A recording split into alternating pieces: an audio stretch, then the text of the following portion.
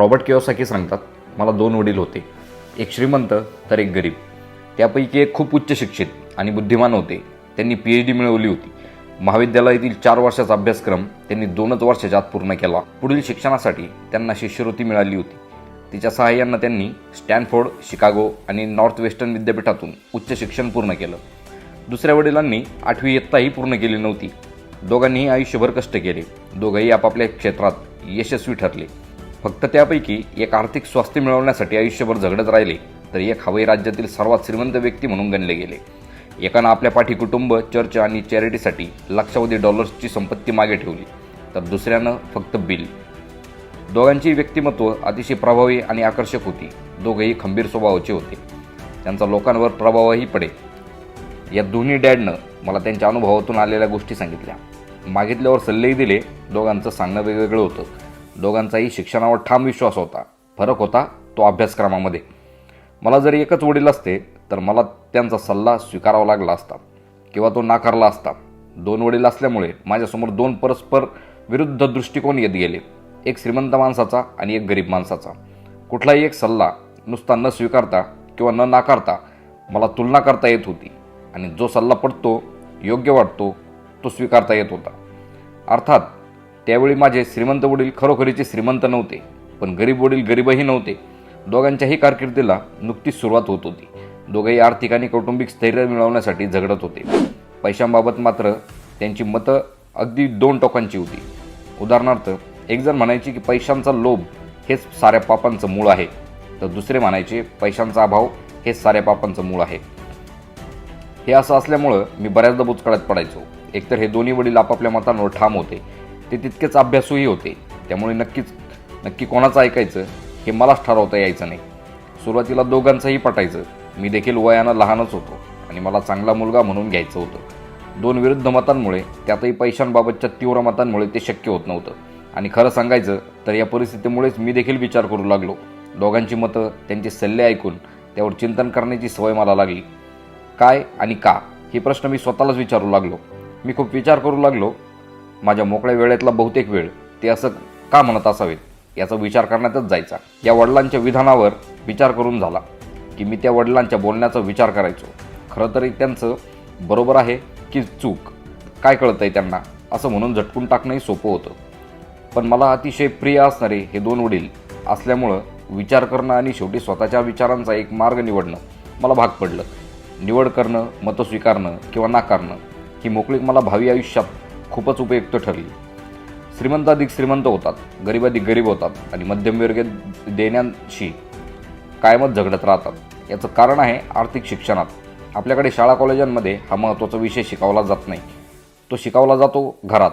बहुतेक सारेजण हा अतिशय महत्त्वाचा विषय आपापल्या पालकांकडूनच शिकतात. गरीब पालक आपल्या मुलांना पैशांबद्दल काय सांगतात ते फक्त सांगतात, शाळेत जा, भरपूर शिक. मग ते मुलंही त्यांनी सांगितल्याप्रमाणे शाळेत जातं, भरपूर अभ्यास करतं, चांगले गुण मिळवतं आणि आयुष्यात पुढे जात राहतं. ते आपल्या पालकांचा अर्थविषयक दृष्टिकोन आणि मनोभूमिका घेऊनच ते काही बदलत नाही. ते लहानपणीच ते शिकलेले असतात. पैशांबद्दल शाळेत शिकवलं जात नाही. शाळा कॉलेजांमध्ये मुलांचं शैक्षणिक आणि व्यावसायिक कौशल्य वाढवण्यावरच भर असतो. सगळ्यात महत्त्वाचा विषय आर्थिक कौशल्य हा गृहीतच धरलेला नाही. अगदी उत्तम बँकर्स किंवा डॉक्टर्स शाळेत उत्तम गुण मिळवत असले, बाहेरच्या जगात काय? तिथं ते उत्तम आर्थिक स्थैर्य मिळवण्यासाठी आयुष्यभर झगडतच राहतात. आपल्या राष्ट्रावर वाढत जाणाऱ्या कर्जामागे हेच तर कारण आहे. राष्ट्रीय पातळीवर कार्यरत असणारे नेते आणि अधिकारी शैक्षणिकदृष्ट्या कितीही उच्च शिक्षित असले तरी अर्थविषयक बाबींचं ज्ञान तोडगंच असतं. आज लक्षावधी लोक आर्थिक आणि वैद्यकीय गरजांसाठी सरकार किंवा त्यांच्या कुटुंबावर अवलंबून आहेत. त्यासाठी मेडिकेअर किंवा सामाजिक सुरक्षिततेसारख्या सरकारी योजनाही आहेत. पण पुढील काळात जेव्हा लक्षावधी लोकांना या आधाराची गरज पडेल तेव्हा काय होईल याची मला नेहमीच काळजी वाटते. काळ जसा जसा पुढे जात राहील तशी तशी लोकसंख्या वाढेल आणि आर्थिक प्रशिक्षण नसल्यामुळे निम्नस्तरीय लोकांची संख्याही मोठी असेल. हे सारे याच योजनांवर अवलंबून राहू लागले तर त्या कोसळून पडतील आणि त्यावेळी आपण काय करणार आहोत? आपलं भविष्य आत्ताच्या पिढीवर अवलंबून आहे आणि त्यांचं अर्थविषयक शिक्षण त्यांचे पालकच करतील, जे बहुसंख्येनं गरीबच आहेत. तर पुढे काय होईल हे सांगायला कुणी मोठा भविष्यवेता असायची गरज नाही. नशिबानं 2 प्रभावी वडील मिळाल्यामुळे मला दोघांकडूनही शिकता आलं. हे शिकता शिकता एखाद्या विचाराचा, मान्यतेचा जीवनावर कशा प्रकारे प्रभाव पडतो हे जाणून घेता आलं. त्या विचारांमागचा कार्यकारण भाव समजून घेता आला. उदाहरण सांगायचं तर माझे वडील म्हणायचे, हे विकत घेण्याची माझी ऐपत नाही. दुसऱ्या वडिलांची मात्र अशा वाक्यांना बंदी होती. ही वस्तू मला हवी आहे, ती मला विकत घ्यायची आहे असं ठरवून मग त्या दृष्टीनं विचार करावा, पावलं उचलावीत असा त्यांचा आग्रह असे. या 2 वाक्यांमध्ये एक विधान आहे तर एकात प्रश्न दडलेला आहे. पहिलं उत्तर असेल तर मुद्दा तिथंच संपतो. उलट दुसरं उत्तर तुम्हाला विचार प्रवृत्त करतं. लवकरच श्रीमंत होऊ घातलेले माझे वडील म्हणायचे, हे विकत घेण्याची माझी ऐपत नाही. याचा खरा अर्थ आहे, माझा मेंदू काम करत नाही. तुम्ही जेव्हा ती वस्तू मला विकत घ्यायची आहे असं ठरवता तेव्हा तुमचा मेंदू त्या दिशेनं काम करायला लागतो. याचा अर्थ असाही नाही की तुम्हाला जे काय वाटतं ते तुम्ही विकत घ्यावं. याचा अर्थ एवढाच आहे की जगातला सर्वात शक्तिशाली संगणक तुमचा मेंदू तो उपयोगात आणा. त्याला त्या दिशेनं विचार करायला प्रवृत्त करा. माझा मेंदू दिवसगणिक सामर्थ्यवान होत चालला आहे कारण मी त्याचा तसा उपयोग करतो. तो तेवढा सामर्थ्यवान होईल तेवढे जास्त पैसे मी कमवेन. ही गोष्ट विकत घेण्याची माझी ऐपत नाही. हे वाक्य तुमचा मेंदू आळशी असल्याचं लक्षण आहे असं त्यांचं ठाम मत होतं. माझे दोन्ही वडील प्रचंड कष्ट करत. त्यांच्यात एक मोठा फरक होता, तो म्हणजे पैशांची गोष्ट आली की एक वडील आपल्या मेंदूला डुलके घेऊ देत तर दुसरे त्याला अंग झाडून कामाला लागत. त्याच्याच परिणामस्वरूप एक डॅड गरीब राहिले आणि एक श्रीमंत झाले. एक माणूस नियमितपणे व्यायाम करतो आणि दुसरा सोफ्यावर लोळत TV पाहतो. तसाच हाही प्रकार. योग्य व्यायामामुळे आरोग्य चांगलं राहतं, तसंच मेंदूला व्यायाम दिल्यामुळं संपत्ती चांगली राहते, वाढते. आळस केला की आरोग्य आणि संपत्ती या दोन्हीचा ऱ्हासच होतो. माझ्या या दोन्ही डॅडचे विचार परस्पर विरोधी होते. एक डॅड म्हणायचे की श्रीमंत लोकांवर जास्तीत जास्त कर लादायला हवा, त्यातून मिळणारा पैसा गरिबांच्या कल्याणासाठी वापरता येईल. दुसरे डॅड अगदी विरोधी विचारांचे. ते म्हणायचे की पैसा निर्माण करणाऱ्या लोकांवर कर लादणं म्हणजे संपन्नता आणणाऱ्यांना शिक्षा देणंच आहे. हे अतिशय चुकीचंच आहे. हे म्हणजे जो निर्माण करतो त्याला शिक्षा आणि जो काहीच करत नाही त्याला बक्षीस. एक डॅड म्हणायचे, तू खूप अभ्यास कर म्हणजे तुम्हाला एखाद्या चांगल्या कंपनीत चांगली नोकरी मिळेल. दुसरे डॅड म्हणायचे, खूप अभ्यास करा म्हणजे तुम्ही एखाद्या चांगल्या कंपनीचे मालक व्हाल. एक डॅड म्हणायचे, मी श्रीमंत नाही कारण मला मुलं आहेत, तर दुसरे म्हणायचे, मी श्रीमंत व्हायलाच हवं कारण मला मुलं आहेत. जेवायला बसल्यावर एक जण आर्थिक स्थिती आणि व्यावसायिक चर्चेला प्रोत्साहन देत तर दुसऱ्यांना ही गोष्ट अजिबात मंजूर नव्हती. एक म्हणायचे, पैसा सुरक्षित ठेवा, व्यवहार सुरक्षितच असावेत, तर दुसरे म्हणत, जोखीम घ्यायला शिका. आपलं घर म्हणजे सर्वात मोठी गुंतवणूक आहे, ती सर्वोत्तम मालमत्ता आहे असा एकाचा भक्कम विश्वास होता. दुसऱ्याला वाटायचं की घर म्हणजे डोक्यावरचं मोठं कर्ज आणि तुमची तीच सर्वात मोठी गुंतवणूक असेल तर त्यातून फक्त मनस्ताप मिळेल. दोन्ही डॅड आपापली बिलं नियमितपणे भरत. फक्त एक जण आदल्या दिवशी भरायचे तर दुसरे शेवटच्या दिवशी. कंपनी किंवा सरकार यांनी आपल्या आणि आपल्या कुटुंबाच्या गरजांची काळजी घ्यावी असं एका डॅडला वाटायचं. पगारवाढ, निवृत्तीनंतरचे फायदे, वैद्यकीय सेवा, आजारपणाची रजा, सुट्टी आणि इतर फायद्यांबाबत ते कायम विचार करत. त्यांचे 2 काका सैन्यात होते. 20 वर्षांच्या सेवेनंतर ते निवृत्त झाले. त्यावेळी त्यांना निवृत्ती वेतन आणि इतर भरपूर फायदे मिळत होते. त्यांना कायम कौतुक वाटायचं. विद्यापीठात असलेली मुदत ठेव योजना त्यांना आवडायची. नोकरीची सुरक्षितता आणि त्यातून मिळणारे फायदे हे त्यांना नोकरीपेक्षाही जास्त वाटत असत. मी जर ही सरकारी नोकरी मनापासून केली आहे, खूप कष्ट घेतले आहेत, तर नोकरीत आणि निवृत्तीनंतर मिळणाऱ्या गोष्टींवर माझा हक्कच आहे असं त्यांचं ठाम मत होतं. उलट दुसऱ्या डॅडचा स्वसामर्थ्यावर विश्वास होता. माणसानं स्वावलंबीच असावं असं त्यांना वाटायचं. ही हक्काची मानसिकता त्यांना बोलायची. असा विचार करत करतच लोक कमजोर आणि आर्थिकदृष्ट्या कमकुवत होतात असं त्यांना वाटे. माणसानं आर्थिकदृष्ट्या सक्षमच असलं पाहिजे असं ठाम प्रतिपादन ते करायचे.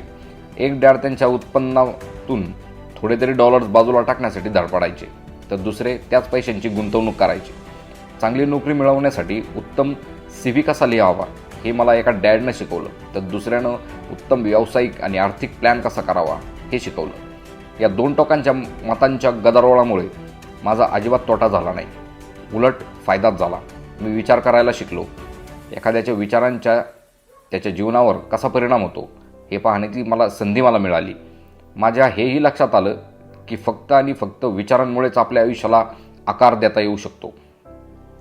माझे गरीब डॅड नेहमी म्हणायचे की मी कधीच श्रीमंत होणार नाही आणि हे त्यांचंच भाकीत सत्यात उतरलं. दुसऱ्या बाजूला माझे श्रीमंत डॅड हे नेहमी श्रीमंत आहे असंच म्हणायचे. मी श्रीमंत आहे आणि श्रीमंत माणसं हे असं वागत नसतात असं ते नेहमी म्हणायचे. एकदा त्यांना मोठा आर्थिक फटका बसला. ते फार कोलमडून पडायची वेळ आली होती, पण तेव्हाही ते मी श्रीमंत आहे असंच म्हणत. आर्थिक फटका बसणं आणि गरीब असणं यात मोठा फरक आहे. आर्थिक फटका तात्पुरता असतो तर गरिबी कायमची असते असं ते सांगत. गरीब डॅड म्हणतात, माझ्या दृष्टीनं पैशाला फारसं महत्त्व नाही. तर श्रीमंत डॅड म्हणतात, पैसा ही शक्ती आहे. आपले विचार खूप महत्त्वाचे असतात.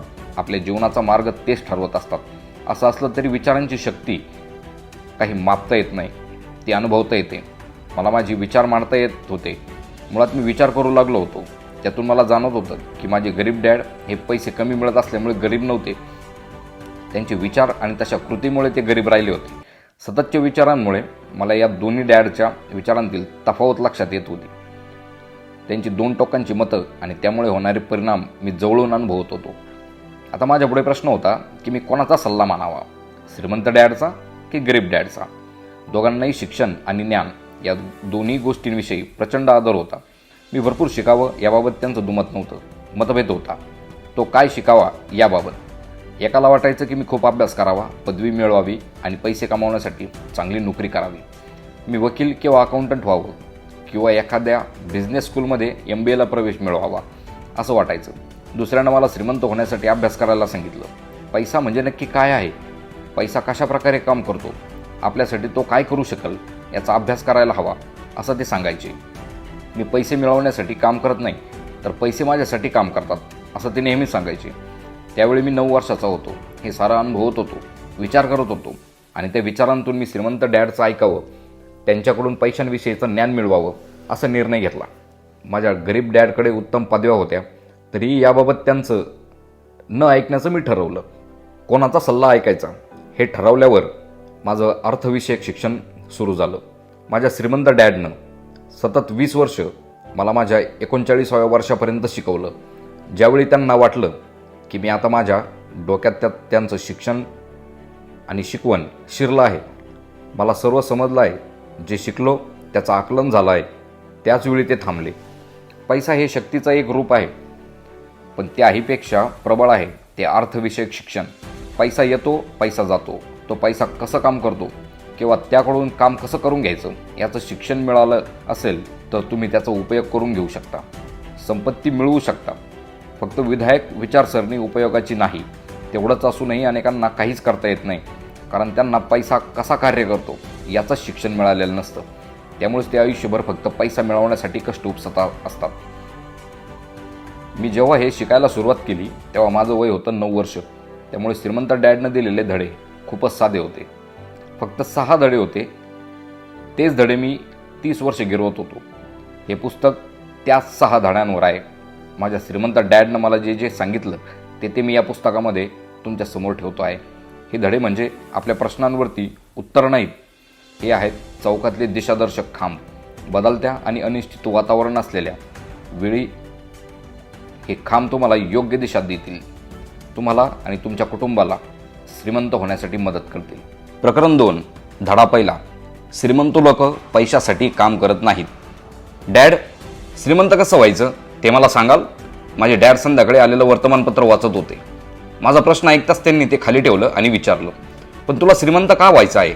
कारण आज जिमीची आई त्यांच्या नव्या कॅडिलॅक गाडीमधून त्यांच्या बीच हाऊसवर विकेंडसाठी गेल्या आहेत. जिमीनं त्यांच्यासोबत त्याच्या 3 मित्रांनाही नेलं, फक्त मला आणि माईकला नेलं नाही.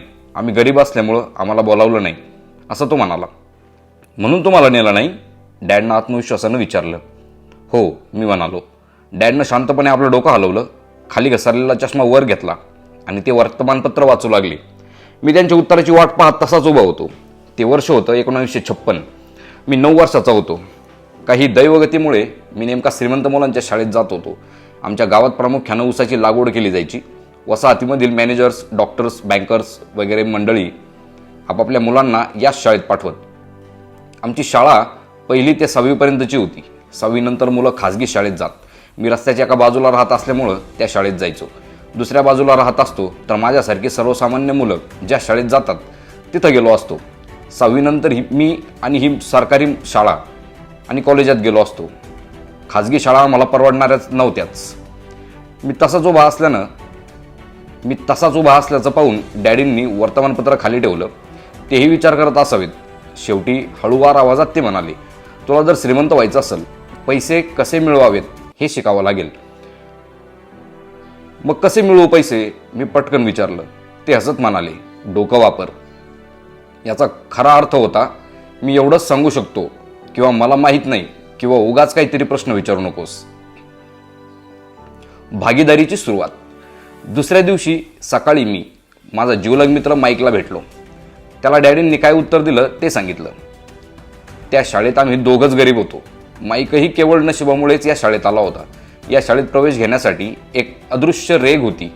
त्याला कुणीतरी हलकेच धक्का दिला होता, म्हणून आम्ही दोघं तिथे होतो.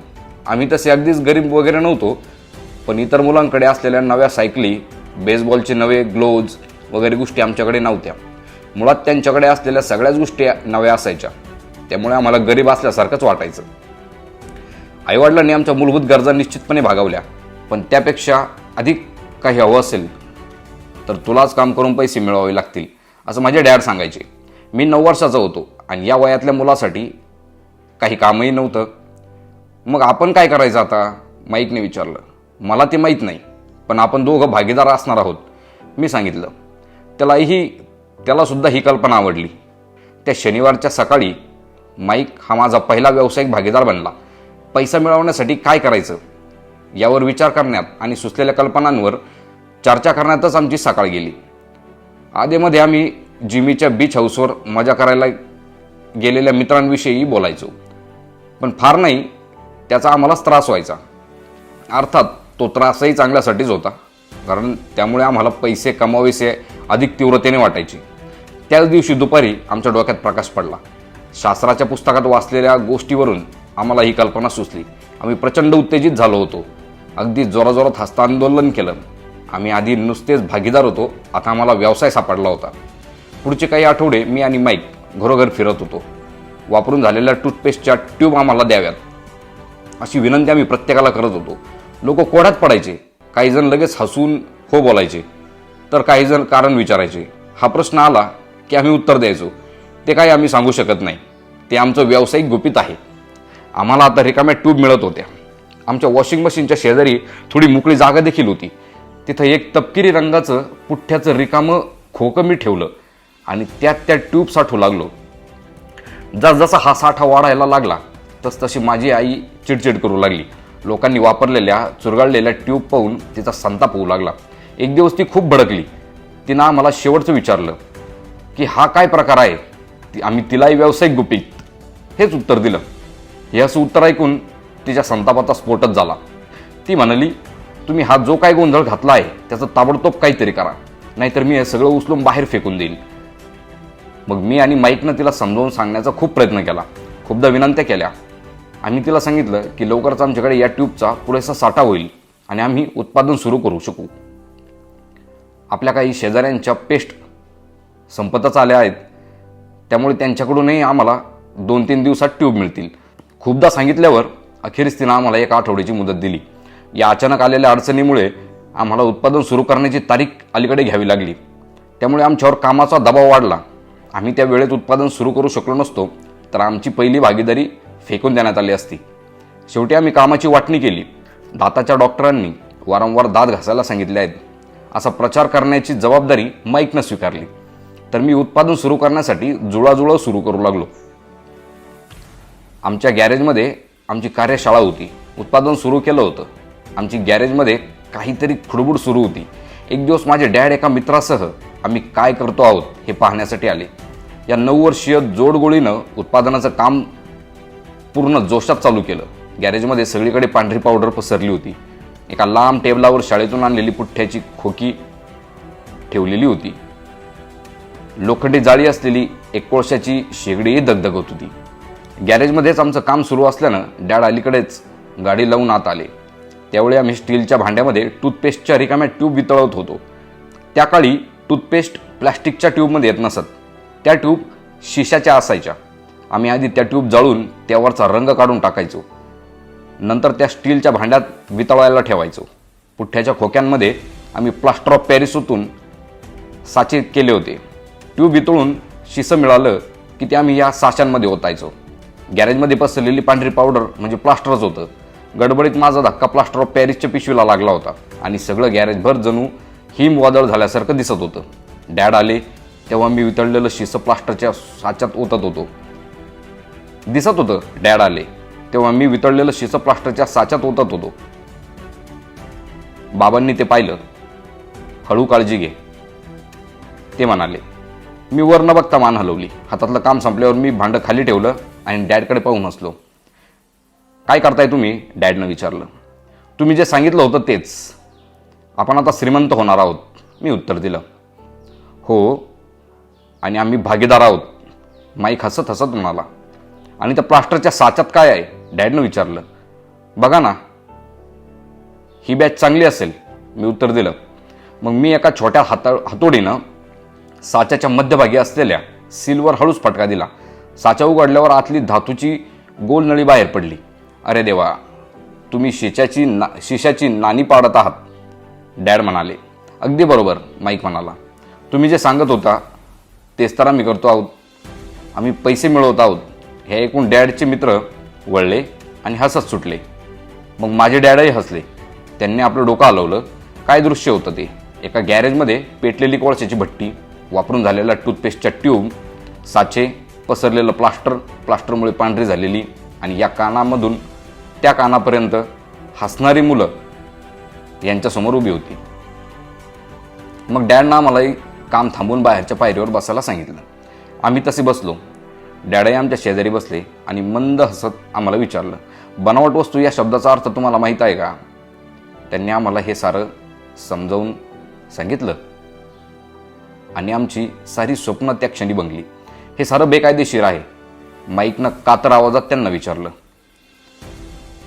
डॅडचे मित्र म्हणाले, जाऊ दे, ते त्यांच्यातील नैसर्गिक कौशल्य आजमावून पाहत असतील. डॅडनं त्यांच्याकडे धारदार नजरेनं पाहिलं. पुन्हा आमच्याकडे हळुवारपणे म्हणाले, हो, हे बेकायदेशीर आहे, पण तुम्ही मुलांनी खूपच सर्जनशीलता आणि नवे विचार दाखवलेत. सोडू नका, असाच विचार करत राहा. मला तुमचा अभिमान वाटतो. डॅड गेल्यानंतर मी आणि माईक त्याच पायरीवर जवळपास 20 मिनिटे सुन्नपणे बसून होतो. आम्ही खूप निराश झालो होतो. आमचा व्यवसाय सुरू झाल्या दिवशीच बंद पडला होता. अखेरीस आम्ही तेथून उठलो आणि सारा गोंधळ आवरायला घेतला. अंगावरची धूळ झटकत मी माईकला म्हणालो, जिमी म्हणाला तेच बरोबर आहे, आपण गरीबच आहोत. त्याचवेळी डॅड परत येत होते. त्यांनी ते ऐकलं. ते म्हणाले, तुम्ही जर प्रयत्न सोडणार असाल तर तुम्ही खरोखरच गरीब आहात. तुम्ही काहीतरी करू पाहत आहात, ही सर्वात महत्त्वाची गोष्ट आहे. काही जण फक्त बोलतात आणि श्रीमंत होण्याची स्वप्न पाहतात. तुम्ही काहीतरी करायचा प्रयत्न केलात आणि माझ्यासाठी हे महत्त्वाचं आहे. मला तुमचा खरंच अभिमान वाटतो. म्हणूनच माझा ऐका, प्रयत्न करत राहा, थांबू नका. मी आणि माईक शांतपणे उभे होतो. डॅडचं बोलणं आवडतही होतं, पण काय करावं ते सुचत नव्हतं. मग डॅड, तुम्ही श्रीमंत का नाही? मी विचारलं. कारण मी शालेय शिक्षक झालो. आम्ही शिक्षक श्रीमंत होण्याचा विचार करत नाही. आम्हाला शिकवणंच आवडतं. तुम्हाला मदत करायला मला खरंच आवडलं असतं, पण पैसे कसे मिळवावेत हे मलाच माहीत नाही. आता मी आणि माईक स्वच्छता करू लागलो होतो. तेवढ्यात डॅड म्हणाले,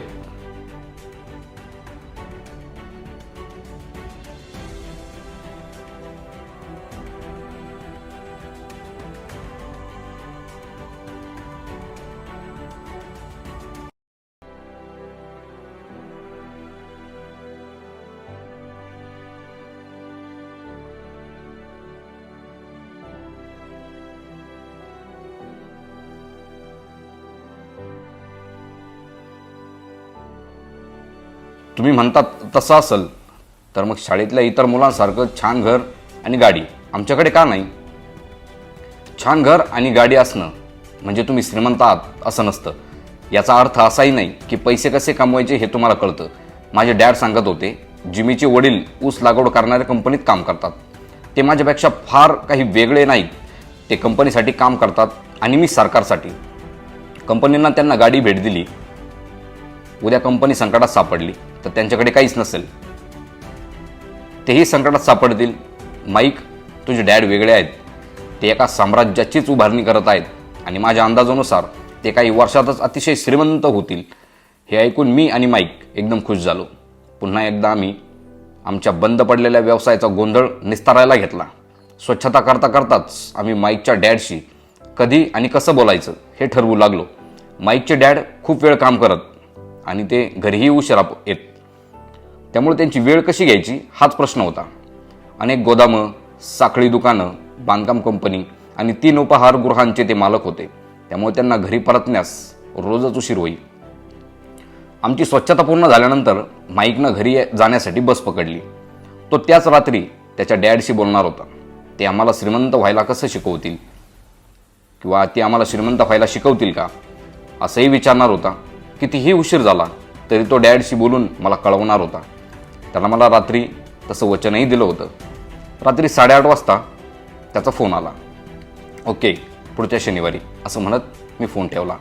माईकच्या डॅडनं आम्हाला भेटायचं मान्य केलं होतं.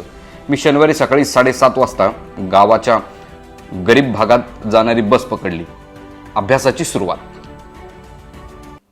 मी तुम्हाला 1 तासाचे 10 सेंट्स देईल. ते वर्ष 1956 असेल, तरी त्या काळच्या पगाराच्या मानानंही तासाला 10 सेंट्स कमीच होते. मायकल आणि मी त्याच्या डॅडला सकाळी 8 वाजता भेटलो. ते कामात खूपच गुंतलेले होते. त्यांनी कामाला सुरुवात करूनही तास उलटून गेला होता. मी जेव्हा त्यांच्या साध्या, छोट्या आणि नीटनेटक्या घराशी पोहोचलो तेव्हा त्यांचा बांधकाम मुकादम ट्रक घेऊन बाहेर पडला होता. माईकनं दार उघडलं आणि सांगितलं, डॅड फोनवर बोलत आहेत. त्यांनी आपल्याला मागील दारी पोर्चच्या जवळ थांबायला सांगितलं. त्याच्या जुन्या होत असलेल्या घराचा उंबरठा ओलांडून मी लाकडी जमिनीवर पाय ठेवला. तिथंही करकार आवाज झाला. दाराच्या आत स्वस्तातली चटई आथरलेली होती. सततच्या ये जा करण्यामुळे जमीन खराब झाली होती आणि ती झाकण्यासाठी ती चटई होती. चटई जरी स्वच्छ असली तरी ती बदलायला आलीच होती. त्यांच्या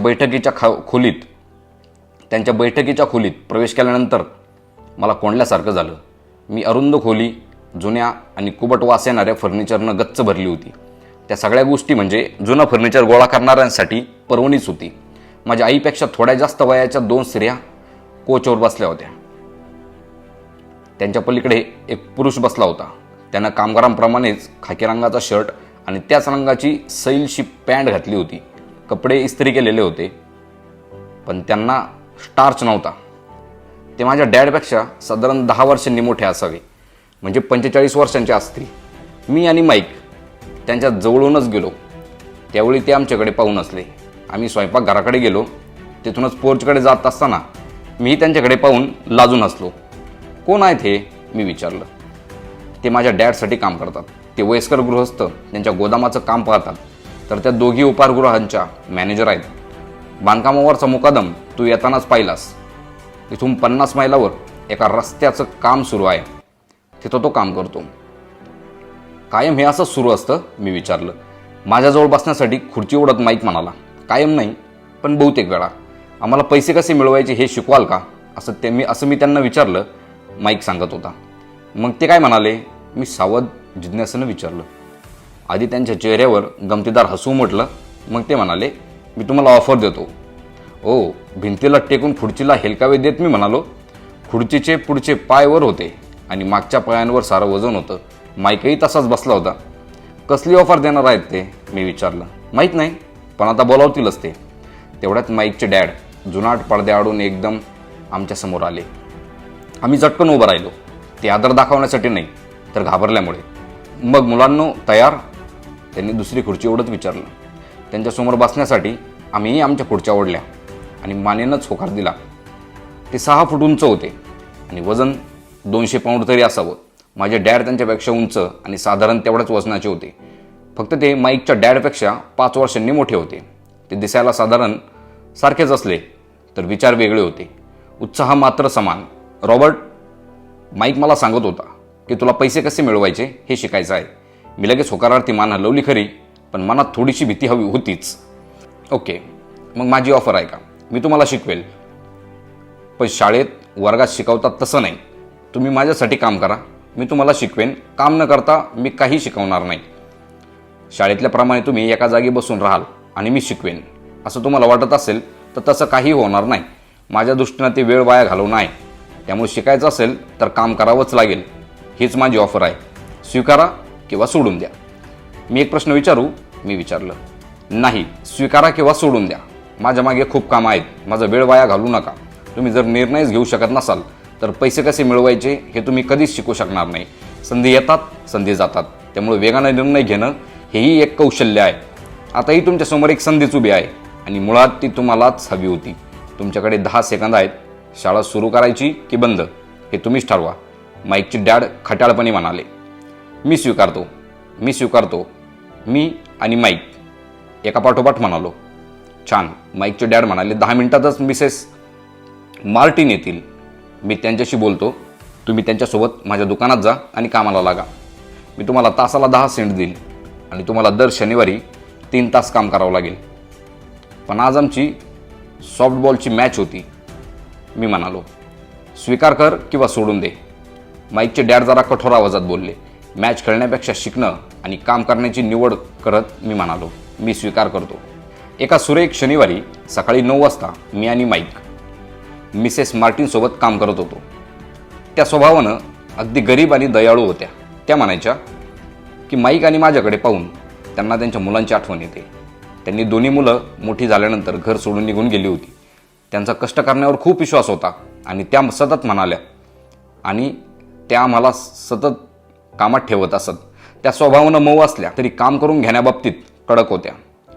त्या 3 तासात आम्हाला शेल्फवरून हवा बंद असलेले डबे खाली काढून स्वच्छ पुसून पुन्हा जागीच ठेवायला लावायच्या. हे अतिशय कंटाळवाणं आणि निराश करणारं काम होतं. माईकचे डॅड, ज्यांना मी श्रीमंत डॅड म्हणतो, त्यांच्या मालकीचं खूप मोठं पार्किंग असलेल्या 9 सुपर शॉपे होत्या.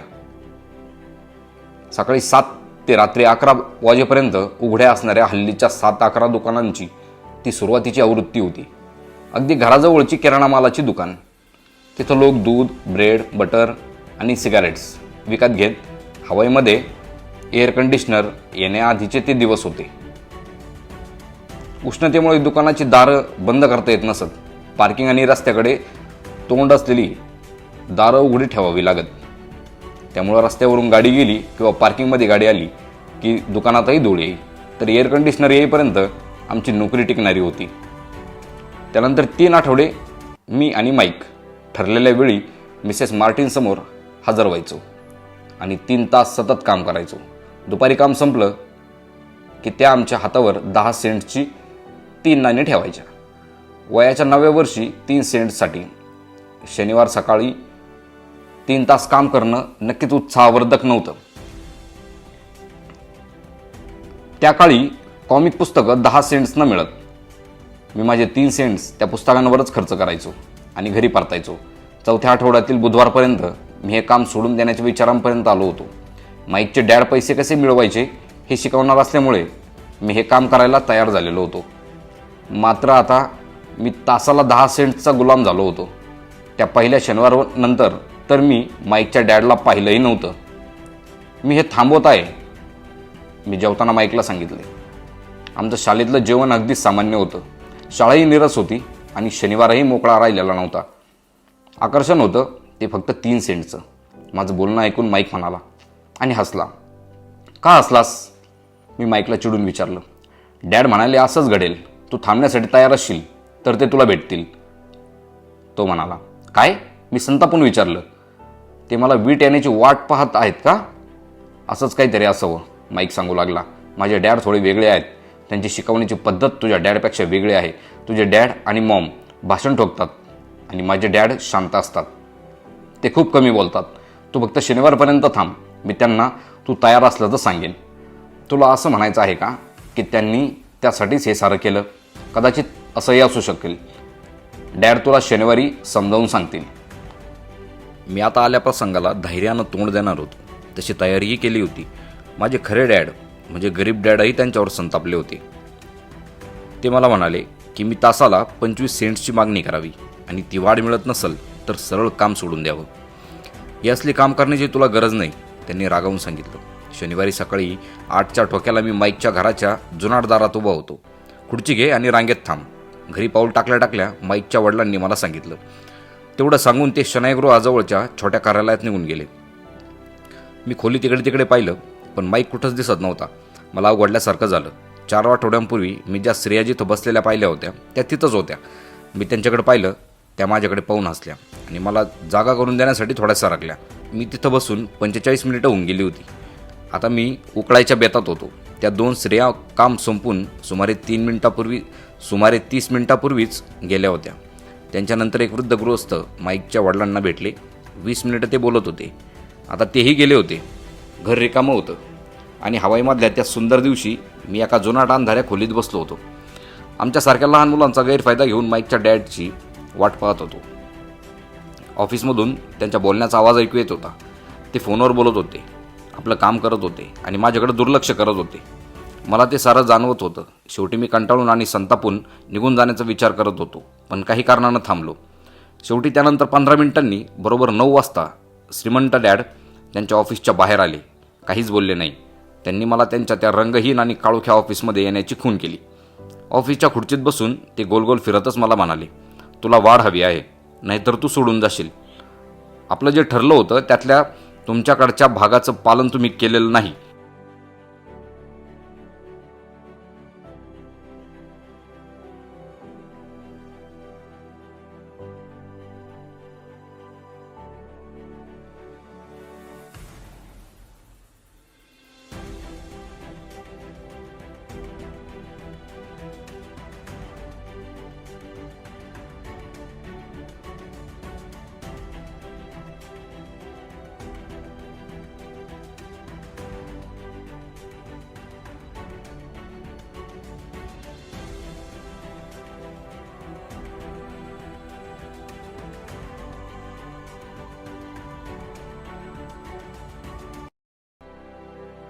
अगदी काही वाईट नाही, ते म्हणाले.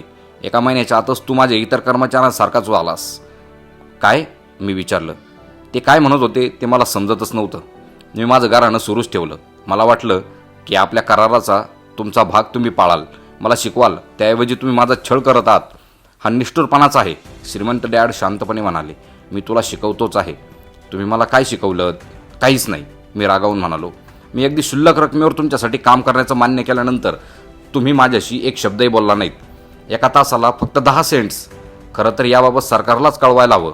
आपल्याकडे बालमजुरी विरोधातले कायदे आहेत आणि तुम्हाला हेही माहीत असेल की माझे वडील सरकारी कर्मचारी आहेत. आता मात्र तू माझ्याकडे काम करणाऱ्या बहुतेक लोकांसारखा बोलू लागला आहेस. असं झालं की मी त्यांना झापतो किंवा ते काम सोडून जातात. तुम्हाला नक्की म्हणायचं तरी काय आहे? मी आता वयाच्या मानानं बराच धीट झालो होतो. तुम्ही खोटं बोललात. मी तुमच्यासाठी काम केलं, पण तुम्ही शब्द पाळला नाही. तुम्ही मला काहीच शिकवलं नाही. तुला कसं समजलं की मी तुला काहीच शिकवलं नाही? त्यांनी शांतपणे विचारलं. तुम्ही माझ्याशी बोलला देखील नाहीत. मी तुमच्यासाठी 3 आठवडे काम केलं आणि तुम्ही मला काहीच शिकवलं नाहीत. मी पुन्हा तेच सांगितलं. शिकवायचं म्हणजे नक्की काय करायचं? व्याख्यान द्यायचं? त्यांनी विचारलं. हो, मी उत्तर दिलं. ते शाळेत हसत म्हणाले, पण जगणं असं शिकवत नाही. मी तर असं म्हणेल की आपलं आयुष्यच सर्वोत्तम शिक्षक आहे. बहुतेक वेळा हे जीवन तुमच्याशी काहीच बोलत नाही, ते तुम्हाला ढकलत राहतं. जीवनातला प्रत्येक धक्का सांगत असतं की उठ, जागा हो. मला वाटतं तू हे शिकावंस. त्या माणसाला नक्की काय म्हणायचं आहे? मी मनातल्या मनात स्वतःलाच विचारलं. जीवन धक्का देतं म्हणजे ते माझ्याशी बोलतं. ही नोकरी सोडावी लागणार हे मला कळून चुकलं.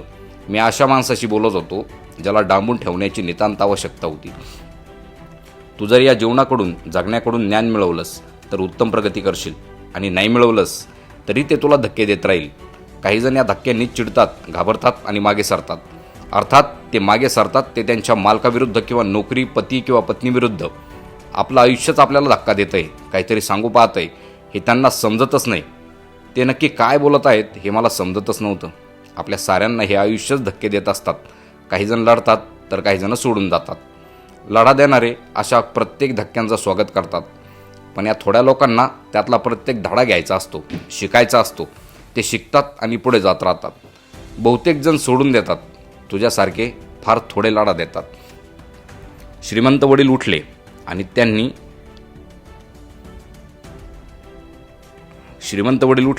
आणि म्हणाले, तू जर हा धडा शिकलास तर तू सुज्ञ, जाणकार, श्रीमंत आणि सुखी समाधानी होशील. शिकला नाहीस तर आयुष्यभर कमी पगार देणाऱ्या मालकांना किंवा नोकरीला दोष देत राहशील. कधीतरी काहीतरी घडेल आणि पैशांचे सारे प्रश्न सुटून जातील या आशेवर जगत राहशील. मी ऐकतो आहे.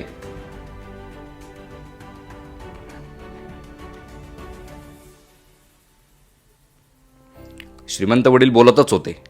तू जर लढाऊ बाण्याचा नसशील, तुझ्यामध्ये जर येईल त्या परिस्थितीला तोंड देण्याचं धैर्य नसेल, तर आयुष्यानं जरा धक्का दिला की तू ती गोष्ट सोडून देशील. तू आयुष्यभर सावधानतेनं जगशील, न दिसणाऱ्या भीतीनं दडपून जाशील. ज्या गोष्टी घडण्याची शक्यता नाही त्याची चिंता करत बसशील. ही मंडळी अशीच जगत राहतात आणि एक दिवस नीरस आयुष्य संपून मरून जातात. या अशा आयुष्यात तुला मित्रही खूप असतील, त्यांना तू आवडतही असशील, कारण त्यांच्याही दृष्टीनं तू मेहनती माणूस असतोस. योग्य त्या गोष्टी साधत तू खूपच सावधानतेनं जगत असतोस. खरी गोष्ट ही असते की तुम्ही जीवनापुढे शरणागती पत्करलेली असते. तुमच्या आत कुठेतरी खोलवर भीती दडलेली असते. सुरक्षित न वाटणारी गोष्ट करण्याची भीती. तुम्हाला जिंकायचं असतं, पण हरण्याची भीतीमध्ये येते. ती जिंकण्याच्या आनंदापेक्षा जास्त मोठी वाटते. तुम्हाला हेही जाणवत असतं की तुम्ही कधीच आव्हानं स्वीकारलेली नाही, फक्त सावधानतेनंच खेळला आहात. आमची पुन्हा एकदा नजरानजर झाली. डोळे खूप काही बोलून गेले. म्हणजे तुम्ही मला धक्का देत होता. काही लोक तसं म्हणतीलही कदाचित. श्रीमंत वडील हसत म्हणाले, मी फक्त तुला जरा जीवनाची चव दाखवली. जीवनाची कसली चव? अजूनही मी रागात होतो, पण अधिक बोलण्याची, त्यांच्याकडून जाणून घेण्याची इच्छाही तेवढीच तीव्र होती. आता मी शिकायलाही तयार होतो. हे बघ, माझ्याकडे 150 कर्मचारी काम करतात. एवढ्या लोकांमध्ये तुम्ही दोघंच मला असे भेटलात की त्यांनी पैसे कसे मिळवायचे ही शिकण्याची इच्छा व्यक्त केली. बाकी कोणी मला याबाबत कधीही काहीही विचारलं नाही. त्यांना कधी पैशांविषयी जाणून घ्यावंसंच वाटलं नाही. म्हणूनच हे सारे आयुष्यातील मोलाची वर्ष पैशांसाठी काम करण्यात घालवतील. पण त्यांना पैसा हा प्रकार नक्की काय आहे, तो कसा मिळवायचा, वाढवायचा हे कधीच समजणार नाही. आता मात्र मी त्यांचं बोलणं मन लावून ऐकत होतो. मला माईकनं तुझ्याबद्दल सांगितलं, तुला पैसे कसे मिळवायचे हे शिकायचं आहे असं तो म्हणाला. मी तुम्हाला शिकवायचं ठरवलं. त्यासाठी वास्तवातला म्हणजे खऱ्याखुऱ्या आयुष्यातला अभ्यासक्रम तयार करू लागलो. मी तुमच्याशी दम लागेपर्यंत बोललोही असतो, पण माझ्या लक्षात आलं की तुझी ऐकून घेण्याची तयारी नाही.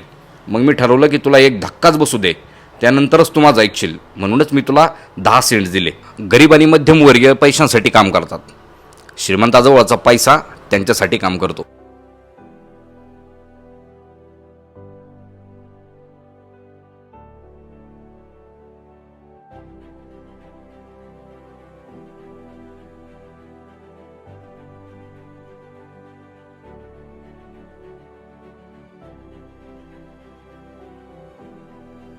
माझ्या उच्च शिक्षित वडिलांनी जे त्यांनी केलं होतं तेच करण्याची शिफारस केली. ते म्हणायचे, तू खूप अभ्यास कर, उत्तम गुण मिळव, म्हणजे तुला एखाद्या मोठ्या कंपनीत चांगल्या पगाराची सुरक्षित नोकरी मिळेल आणि अशा कंपनीत आपल्याला खूप चांगले फायदे मिळतात याची खात्री बाळग. दुसरीकडे श्रीमंत वडिलांना वाटायचं की मी पैसे कसे काम करतात हे शिकावं. मी एकदा ते शिकलो की ते पैसेच माझ्यासाठी काम करू लागतील. आणि हे शिक्षण 4 भिंतीमध्ये होत नाही, तर भिंतीच्या बाहेरच्या जगात होतं. श्रीमंत डॅडनं माझा पहिला धडा चालू ठेवला. तासाला 10 सेंटवर काम करावं लागतं म्हणून तू चिडलास, याचा मला आनंद झाला. तुला जर राग आला नसता आणि तू परिस्थितीचा स्वीकार केला असतास तर मी तुला सांगितलं असतं की तुला शिकवणं शक्य नाही. हे बघ, खरोखरच शिकायचं असेल तर त्यासाठी शक्ती आणि पराकोटीची तीव्र इच्छा लागते. या सूत्राचा सगळ्यात मोठा हिस्सा आहे क्रोध. तीव्र भावनेसाठी क्रोध आणि निष्ठा या भावना एकत्रितपणे हव्यात. पैशांचा विषय असेल तर बहुतेक जण सुरक्षित खेळतात आणि निश्चिंत होतात. तीव्र भावना त्यांना दिशा न देता भीती देते. म्हणूनच लोक कमी पगाराची नोकरी स्वीकारतात का, मी विचारलं. हो, श्रीमंत वडील म्हणाले. काही लोक म्हणतात की मी कामगारांची पिळवणूक करतो कारण मी सरकार किंवा एखाद्या कंपनी एवढा पगार देत नाही. मी उलट म्हणतो, माझ्या मते ही मंडळी स्वतःचीच पिळवणूक करून घेत असतात. ती त्यांची भीती आहे, माझी नाही. मग आपण त्यांना जास्त पगार द्यावा असं तुम्हाला वाटत नाही का? नाही, मला तसं वाटत नाही. आणि जास्त पैसे देऊनही त्यांचे प्रश्न काय सुटणार नाहीत. तुझ्या डॅडकडेच बघ ना, ते खूप पैसे मिळवतात पण ते त्यांना पुरत नाहीत. खूप पैसे मिळूनही बहुतेकांच्या डोक्यावर कर्ज असतंच. म्हणूनच तासाला 10 सेंट्स, मी हसत म्हणालो. हा धड्याचाच एक भाग होता. अगदी बरोबर, श्रीमंत डॅड हसून म्हणाले. हे बघ, तुझे डॅड शाळेत गेले, त्यांनी उत्तम दर्जाचं शिक्षण घेतलं, ते उत्तम नोकरीसाठीच. त्यांनी ती मिळाली देखील. तरीसुद्धा त्यांच्यासमोर आर्थिक प्रश्न आहेतच. पैशांशिवाय त्यांना शाळेत काहीच शिकवलं नाही. हेच यामागचं कारण आहे. आणि पैशांसाठी काम करण्यावरच त्यांचा विश्वास आहे, हे दुसरं कारण. पैशांसाठी काम करण्यावर तुमचा विश्वास नाही? मी विचारलं. नाही, खरंच नाही. श्रीमंत वडील म्हणाले, तुम्हाला जर पैशांसाठीच काम करायचं असेल तर शाळेत राहा. हेच शिकण्यासाठी ती चांगली जागा आहे. तुला जर पैसा तुझ्यासाठी कसा काम करेल हे शिकायचं असेल तर ते मी तुला शिकवेल. अर्थात हे शिकायची तुझी तीव्र इच्छा असेल तरच. हे तर प्रत्येकाला शिकायचं असेल. मी म्हटलं. नाही, श्रीमंत वडील म्हणाले. याचं साधं कारण म्हणजे पैशांसाठी काम करायला शिकणं सोपं असतं. विशेषतः पैशांचा विषय काढल्यावर जर तुम्हाला भीतीचीच भावना वाटत असली तर नक्कीच. मला काहीच समजत नाही. मी कपाळावर आड्या घालत म्हणालो. आता त्याचा विचारही करू नकोस आणि काळजीही. फक्त हे लक्षात ठेव की बहुतेक जण असुरक्षिततेच्या भीतीपोटीच नोकरी करत असतात. ही भीती बिलांचे पैसे देण्याविषयीची नसते, तर नोकरी जाण्याची असते. गाठीशी पुरेसा पैसा नसल्याची असते. काहीतरी नव्याने सुरू करण्याची असते. व्यवसाय किंवा नोकरीसाठी अभ्यास करायचा आणि नंतर पैशांसाठी काम करायचं, याचीच किंमत ते मोजत असतात. बहुतेक जण पैशांचे गुलाम होतात आणि नंतर मालकावर रागावतात. पैसा तुमच्यासाठी कसा काम करतो हे शिकण्याचा अभ्यासक्रम वेगळा आहे का? मी विचारलं. पूर्णपणे आणि संपूर्णपणे, ते उत्तरले. आता आम्ही निशब्द होतो. माझ्या मित्रांचा बेसबॉल लिटल लीगचा सामनाही सुरू झालेला असेल. त्या दिवशी कोणत्या तरी कारणामुळे मी 10 सेंटवरही काम करण्याचं ठरवलं. त्या निर्णयाबद्दल मी आता कृतज्ञ होतो. मला जाणीव झाली की मी आता जे काही शिकणार आहे ते माझ्या मित्रांना शाळेत कधीच शिकायला मिळणार नव्हतं. श्रीमंत डॅडनं विचारलं, शिकण्यासाठी तयार? मी म्हणालो, 100%. मी माझं वचन पाळलं आहे. मी तुला अप्रत्यक्षपणे शिकवत होतो. श्रीमंत वडील म्हणाले, पैशांसाठी काम करणं म्हणजे नक्की काय याची चव तू वयाच्या 9व्या वर्षीच घेतलीस. गेल्या महिन्याला 50 वर्षांनी गुण आणि आता तूच विचार कर की बहुतेक जण आयुष्यभर काय करत असतील. मला काहीच समजत नाहीये, मी म्हणालो. मला भेटण्यासाठी तुला इतरांसोबत थांबावं लागलं. माझी वाट पाहावी लागली. तेव्हा तुला काय वाटलं? मी म्हणालो, खूप वाईट वाटलं. पैशांसाठी काम करण्याची निवड केलीस तर हे असंच आयुष्य वाट्याला येतं, ते सांगत होते. आणि जेव्हा मिसेस मार्टिननं 3 तास काम केल्यानंतर हाती 3 सेंट्स ठेवले तेव्हा काय वाटलं? तेव्हा वाटलं की हे काहीच नाहीत. मी खूप निराश झालो होतो. आपल्या पगाराचा चेक हाती पाडल्यानंतर बहुसंख्य कर्मचाऱ्यांनाही असंच वाटत असतं. तुला तरी 100% रक्कम मिळाली होती. त्यांच्या हाती तर तीही पडत नव्हती. त्यांच्या पगारातून कर आणि इतर वजावटही होत असते. म्हणजे तुम्हाला असं म्हणायचं आहे का की बहुसंख्य कामगारांना त्यांचा पूर्ण पगारही मिळत नाही? मी आश्चर्यानं विचारलं. नक्कीच नाही. सगळ्यात आधी सरकार त्याचा वाटा काढून घेत. ते कसं काय? म्हणजे कसं करतात ते? मी विचारलं. करांच्या माध्यमातून, टॅक्सच्या माध्यमातून. श्रीमंत वडिलांनी उत्तर दिलं. तुम्ही जेव्हा पैसे कमावता तेव्हा त्यावर कर द्यावा लागतो. ते खर्च करतात तेव्हाही कर लागतो. ते बचत करतात तेव्हाही त्या बचतीवरतीही कर असतो. आणि तुम्ही मरण पावता तेव्हाही कर असतोच. लोक सरकारला असं का करू देतात? श्रीमंत देत नाहीत, ते म्हणाले. गरीब आणि मध्यमवर्गीय कर देतात. मी तुला पैजेवर सांगतो, मी तुझ्या डॅडपेक्षा जास्त कमवतो, तरी देखील तेच माझ्यापेक्षा जास्त कर भरतात. हे कसं शक्य आहे? हे बोलणं आता माझ्या 9 वर्षाच्या मेंदूच्या आकलनापलीकडे गेलं होतं. एखादी व्यक्ती सरकारला असं कसं करू देईल हेच मला समजत नव्हतं. श्रीमंत डॅड शांत होते. मी त्यांच्या सांगण्याकडे लक्ष द्यावं, मध्ये मध्ये बोलू नये असंच त्यांना वाटायचं. शेवटी मी शांत झालो. मी जे काही ऐकलं होतं ते मला आवडलं नव्हतं. मला हे माहीत होतं की माझे डॅड त्यांना भराव्या लागणाऱ्या करांविषयी सतत तक्रार करायचे, फक्त त्यापुढे ते काहीच करत नसत. श्रीमंत वडील म्हणाले, पैशांच्या आंदोलनामुळेच तर भय आणि लोभ निर्माण होतात. ते सांगू लागले. उदाहरणच देतो की समजा डॉक्टरला आपल्या कुटुंबासाठी जास्त पैसे हवे असतात, तेव्हा तो त्याचा शुल्कामध्ये वाढ करतो.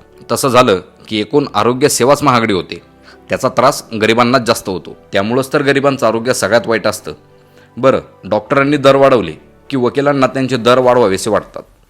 वकिलांनी दर वाढवले की शिक्षकांना आपला पगार वाढवून हवा असतो. हे असे दर वाढत गेले, आपल्यावरचे कर वाढतात आणि हे चक्र असंच सुरू राहतं. लवकरच श्रीमंत आणि गरीब यांच्यातील दरी खूप वाढेल. त्यामुळे गोंधळाची परिस्थिती निर्माण होईल आणि आणखी एक संस्कृतीच मोडून पडेल. आहेरे आणि नाहीरे यांच्यातलं दरी जेव्हा प्रचंड प्रमाणात वाढते तेव्हा संस्कृती मोडून पडते. याची उदाहरणं आहेत. अमेरिका त्याच मार्गावरून चालले आहे. कारण इतिहासाची पुनरावृत्ती होत असते. त्याचं कारण आपण इतिहासाकडून काहीच शिकत नाही. आपण फक्त ऐतिहासिक तारखा आणि गावं लक्षात ठेवतो, धडा काहीच घेत नाही. पण काळानुसार किमती वाढणं हेही अपेक्षित असतं ना, मी विचारलं. जिथं सरकार उत्तम कारभार करत आहे अशा ठिकाणी हे अजिबात अपेक्षित नाही. उलट किमती खाली यायला हव्यात. अर्थात हे किमती वाढण्याचं कारण अज्ञानामुळे निर्माण झालेल्या भय आणि लोभातच आहे. आपल्याला शाळेतच पैशांविषयी शिकवलं गेलं तर पैसा अधिक प्रमाणात निर्माण होईल आणि किमती कमी होतील. पण आपल्याकडे शाळा या मुलांना पैशासाठी काम करायला शिकवतात. पैशाच्या शक्तीला आपल्या कामासाठी कसं जुंपावं हे त्या शिकवतच नाहीत. आपल्याकडे बिझनेस स्कूल आहेत ना, मग मी तिथं शिकायला जावं असं तुम्हाला का वाटत नाही, माईकनं विचारलं. हो, आपल्याकडे बिझनेस स्कूल आहेत, पण तिथं शिकलेले कर्मचारी फक्त आधुनिक कारकून असतात. कारकुनांनी व्यवसाय ताब्यात घेणं नको रे देवा. ते फक्त आकडे पाहतात, लोकांना हाकलून देतात आणि व्यवसायाचा नाश करतात. हे मला चांगलंच माहीत आहे. त्यांचं लक्ष खर्च कमी करणं आणि किमती वाढवणं यावरच असतं. त्यामुळे अडचणी वाढतच जातात. बिझनेस स्कूलमध्येही शिकणं महत्त्वाचं आहे, पण त्याचं संपूर्ण चित्र समोर यायला हवं आणि तेच होत नाही. मग या प्रश्नावरही उत्तर असेलच ना, माईकनं विचारलं.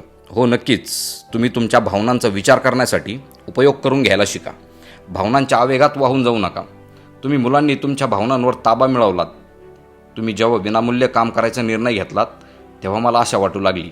त्यानंतर मी तुम्हाला पैशांची भुरळ घातली, तेव्हाही तुम्ही स्वतःवर ताबा ठेवलात.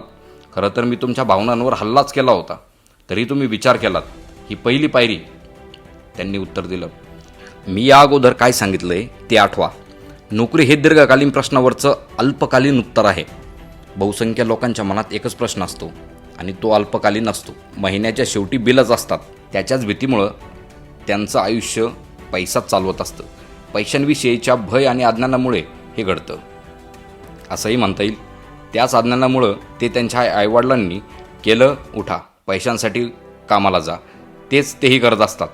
दुसरा कोणता मार्ग आहे का हे शोधण्यासाठीही त्यांच्याकडे वेळ नाही. त्यांच्या भावना त्यांच्या विचारांना ताब्यात ठेवतात. हे उलट असायला हवं. भावनेनं विचार करणं आणि डोक्यानं विचार करणं यातला फरक सांगू शकाल का, माईकनं विचारलं. हो, मी हे नेहमीच करतो, डॅड म्हणाले. प्रत्येकाला नेहमीच काम करावं लागतं. किंवा श्रीमंत लुच्चे असतात, किंवा मी दुसरी नोकरी मिळवेन, किंवा मी या पगारवाढीसाठी लायक आहे, तुम्ही मला गृहीत धरू नका, अशी वाक्य मी नेहमीच ऐकत आलो आहे. हा झाला भावनिक विचार. आणि इथं मी काही गमावत आहे का, हा झाला डोक्याचा विचार. असे विचार भावनिक विचारांना मागे सारून मुक्त विचार करण्यासाठी मोकळा वेळ देतात. मला हे मान्यच करायला हवं की हा उत्तम धडा होता. कोणीतरी तुमच्याशी चांगल्या भावनेनं आणि विचारांच्या स्पष्टतेनं बोलत असतं तेव्हा तो धडा उत्तमच असतो. विशेष करून जेव्हा माझे विचार स्पष्ट नव्हते आणि मी भावनेच्या भरात बोलत होतो. आम्ही आता दुकानाकडे परतत होतो. त्यावेळी श्रीमंत डॅडनं समजावून सांगितलं की श्रीमंत माणसं पैसा निर्माण करतात, ते पैशांसाठी काम करत नाहीत. ते म्हणाले, श्रीमंतांनाही माहीत असतं की पैसा हे मोहजाल आहे. जसं गाढवाला गाजराचं असतं, अगदी तसंच पैसा हेच एकमेव सत्य आहे. असा विचार करूनच अब्जावधी लोक त्याच्या मागे धावतात. पैसा ही एक व्यवस्था आहे. सामान्य लोकांचा अंधविश्वास, अज्ञान आणि त्यामुळे निर्माण झालेल्या भ्रामक कल्पनांमुळेच हे पत्त्याचं घर उभं असतं. वस्तुतः अनेक बाबतीत गाढवाचं गाजर हे पैशांपेक्षा जास्त किमती आहे, असंही ते म्हणाले. ते अमेरिकेतील गोल्ड स्टँडर्डबद्दल बोलले. प्रत्येक डॉलर हा सिल्वर सर्टिफिकेटेड आहे, असंही त्यांनी सांगितलं. त्यावेळी अशी अफवा पसरली की अमेरिका गोल्ड स्टँडर्ड सोडून सिल्वर सर्टिफिकेशन स्वीकारणार आहेत. त्यांना या गोष्टीची काळजी वाटत होती. मुलांनो, असं घडलं तर हाहाकार उडेल. गरीब, मध्यमवर्गीय आणि अज्ञानी लोकांचे आयुष्य उद्ध्वस्त होतील. कारण त्यांच्या दृष्टीनं पैसा हेच सत्य आहे. ते ज्यांच्यासाठी काम करतात ती कंपनी किंवा सरकार त्यांची काळजी घेईल यावर त्यांचा विश्वास आहे. त्यावेळी ते काय म्हणत होते ते आम्हाला समजलंच नाही. पण जशी वर्ष उलटली तसा त्यामागचा अर्थ आम्हाला समजला. ते इतरांच्या नजरेतून सुटणं ते पाहणं. आता आम्ही त्यांच्या दुकानाबाहेर होतो. ते त्यांच्या गाडीत बसत होते. बसता बसता म्हणाले, काम करत राहा. जेवढ्या लवकर तुम्ही पगाराच्या चेकची गरज विसराल तेवढं तुमचं प्रौढ जीवन सुखकर होईल. मेंदूचा वापर करत राहा, विनामूल्य काम करा. मी तुम्हाला देऊ केलेल्या पैशांपेक्षा अधिक पैसा कमावण्याचे मार्ग तुम्हाला लवकरच सापडतील. इतर माणसं पाहू न शकणाऱ्या गोष्टी तुम्ही लवकर पाहाल. पैसा आणि सुरक्षिततेच्या मागे धावताना समोर असलेली संधी अनेकांना दिसत नाही. ती तुम्हाला दिसेल. तुम्हाला ज्या क्षणी अशी संधी दिसेल त्या क्षणापासून पुढे आयुष्यभर अशा अनेक संधी चटकन दिसतील. ज्यावेळी तुम्ही अशी संधी पकडून काहीतरी कराल त्यावेळी मी तुम्हाला वेगळं काहीतरी शिकवेन. सध्या हे शिका आणि आयुष्यातला सर्वात मोठा सापळा टाळा. तर नमस्कार मित्रांनो, रिच डॅड पुअर डॅड या पुस्तकाचा भाग नंबर 2 बघण्यासाठी चॅनलला आत्ताच सबस्क्राईब करून ठेवा. धन्यवाद.